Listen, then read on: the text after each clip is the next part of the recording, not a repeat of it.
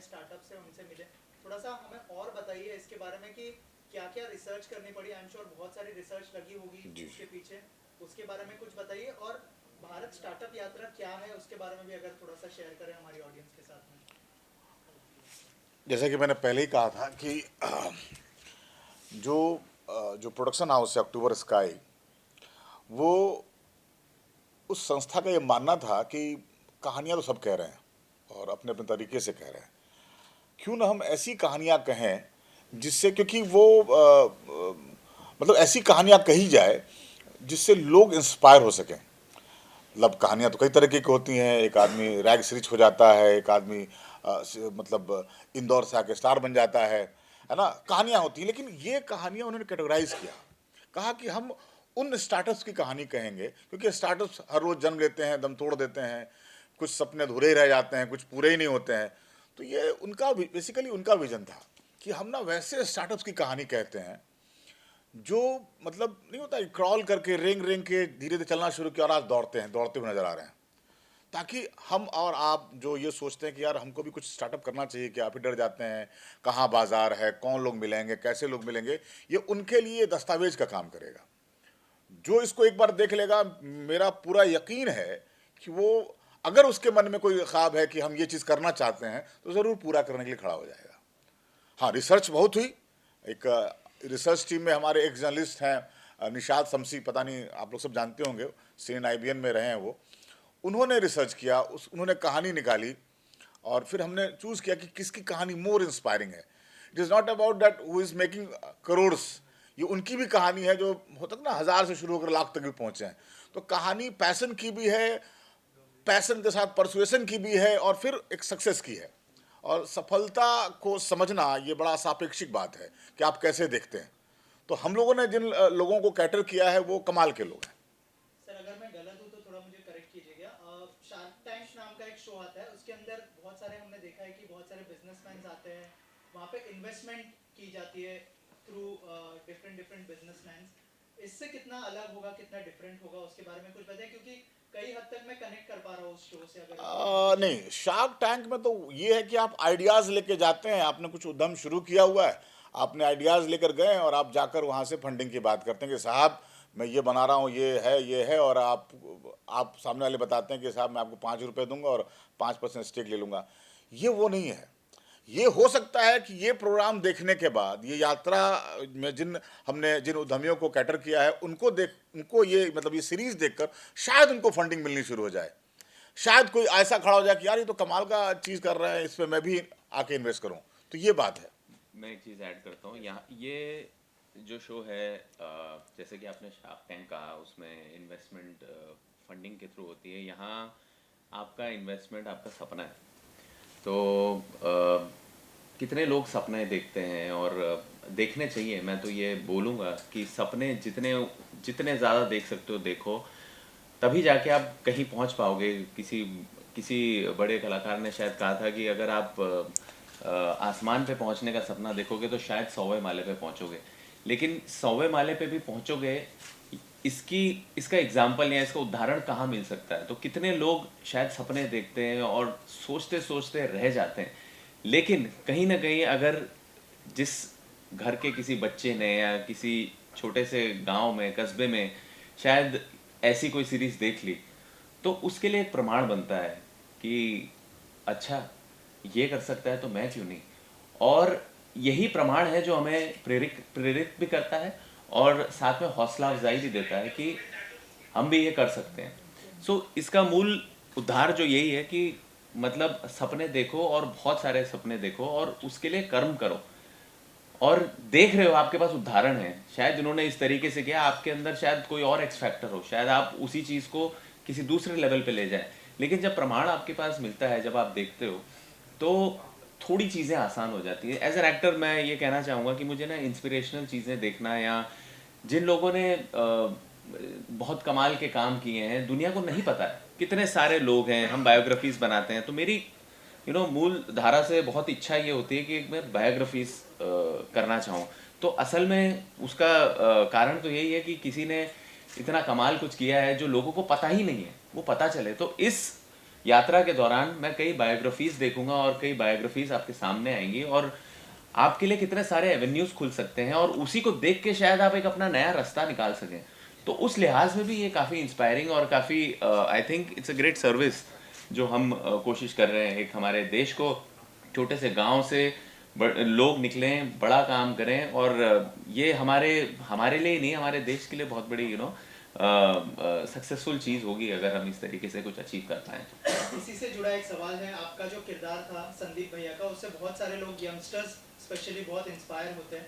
तो जब आप किसी भी शो को चूज करते हैं, या फिर थोड़ा सा ध्यान रखते हैं कि वो लोगों को इंस्पायर भी करे, गलत डायरेक्शन में ना ले जाए, और सर की तरफ से जब अप्रोच किया गया तो क्या रिएक्शन था, कितना सोचा, कितना कन्विंस करना पड़ा आपको, उस बारे में कुछ शेयर करेगा? तो सबसे पहले तो मैं बताऊं कि ये शशि जी जो हैं, ये सिर्फ डायरेक्टर ही नहीं, सिर्फ एक्टर ही नहीं, सिर्फ प्रोड्यूसर ही नहीं, शशि जी एक बहुत उम्दा इंसान है, और इनका विजन बहुत बहुत बड़ा है। और मुझे ऐसा लगा जैसे कि इन्होंने कहा कि किसी के पैशन में, जैसे इन्होंने जो भी स्टार्टअप्स खड़े कर रहे हैं और आज इस पैशन के साथ जो काम कर रहे हैं, उनको एक जगह पहुंचा रहे हैं, तो ये उस पैशन को दिखाना चाह रहे हैं। तो इनके इस पैशन में मुझे जुड़ने का हिस्सा मिला, तो ये मेरे लिए बहुत ही सौभाग्यशाली ऑफर कह सकते हैं, क्या बोलते हैं हिंदी में और बहरहाल उसके अलावा हमारा इसके पीछे भी बहुत ही प्यार है, एक दूसरे को लेकर सम्मान है, रिस्पेक्ट है, और एक दूसरे की काम को लेकर वी लुक अप टू।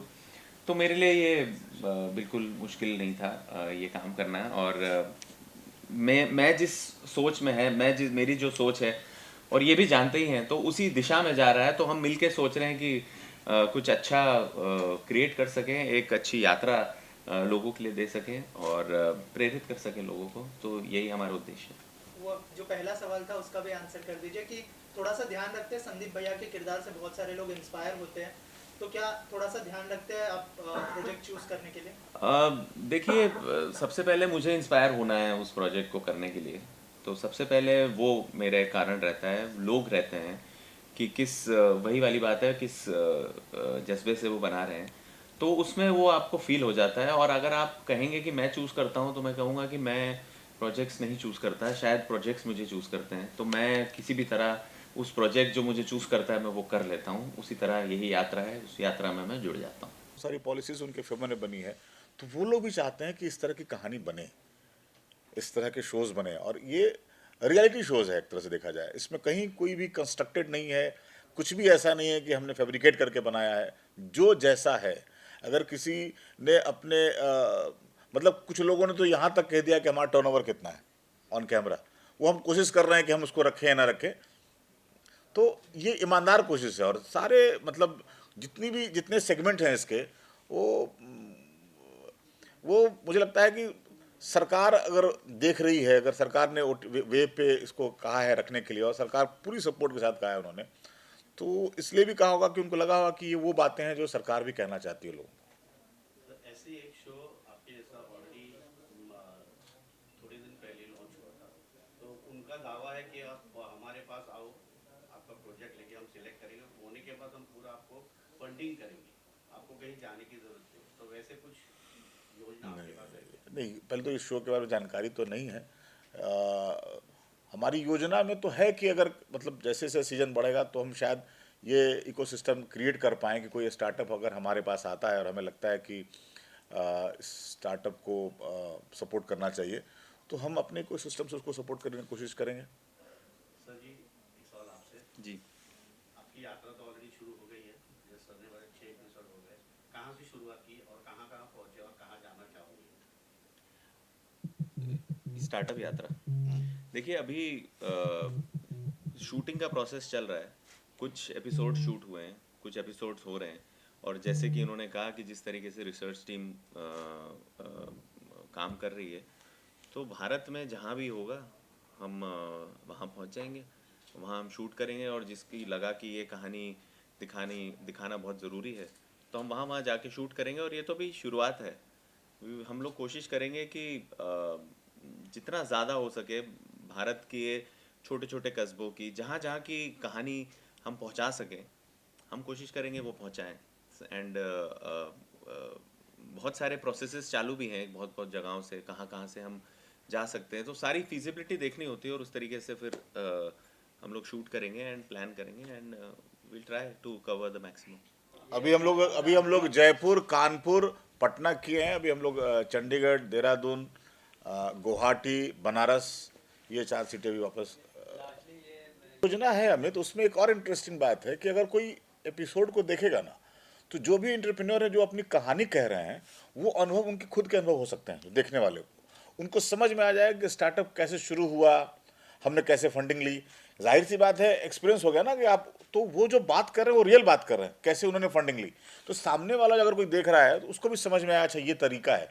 दूसरा, जैसे मैंने भाई साहब का आंसर किया था ना कि एक इकोसिस्टम बनाने की कोशिश में लगे हुए हैं कि कोई इंटरेस्टिंग स्टार्टअप आ गया तो हम कैसे उसको उसके साथ हम पार्टनरशिप कर सकते हैं, या कैसे उसको कनेक्ट करवा पाए, कैसे उसको गवर्नमेंट की पॉलिसीज के तहत उसको और आगे बढ़ाएं, वो सब है।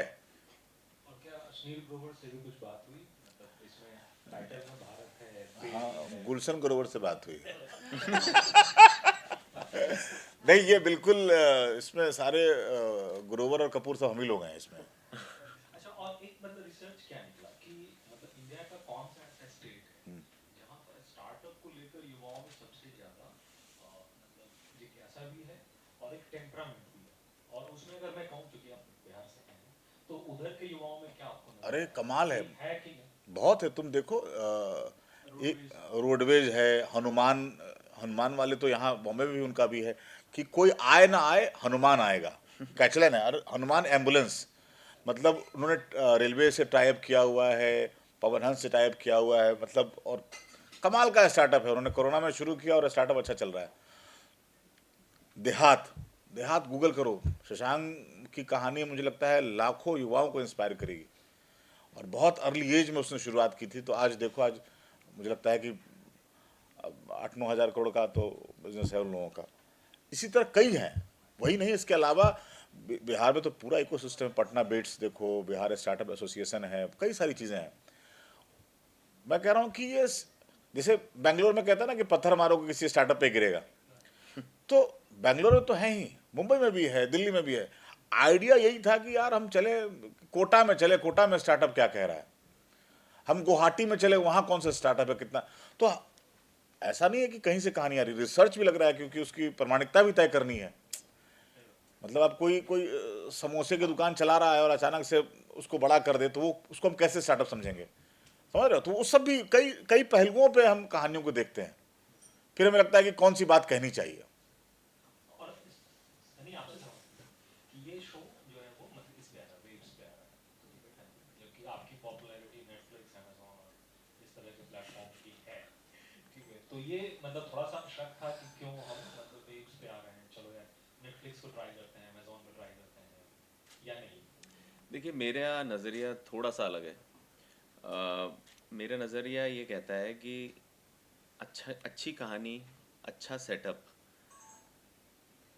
अगर उसको एक प्लेटफॉर्म मिल रहा है तो मेरे लिए वही एक बड़ी जीत है। आप अगर देखें, जैसे कि हम लोग भी स्टार्टअप की बात कर रहे हैं, काफ़ी लोग इस प्लेटफॉर्म को सपोर्ट कर रहे हैं, और हमारे गवर्नमेंट का इनिशिएटिव है, एक प्लेटफॉर्म है, तो इट्स और हमारे लिए ये सौभाग्यता, क्या बोलते हैं, सौभाग्य की बात है कि एक प्लेटफॉर्म मिला है अच्छा शोकेस करने के लिए। तो मुद्दा ये है कि कहानी लोगों तक पहुँचे। अगर कहानी में बात है तो वो किसी भी प्लेटफॉर्म पे पहुँचेगी, किसी भी प्लेटफॉर्म से वो बात पहुँचेगी। ठीक है, आज वेव्स ने हमें सपोर्ट किया है तो हम आभारी रहेंगे वेव्स के। आगे जाके क्या पता किसी और प्लेटफॉर्म पे आए, ताकि और रीच हो। धीरे धीरे क्या पता वेव्स की इतनी बड़ी रीच हो जाए कि कहीं जाना ही ना पड़े।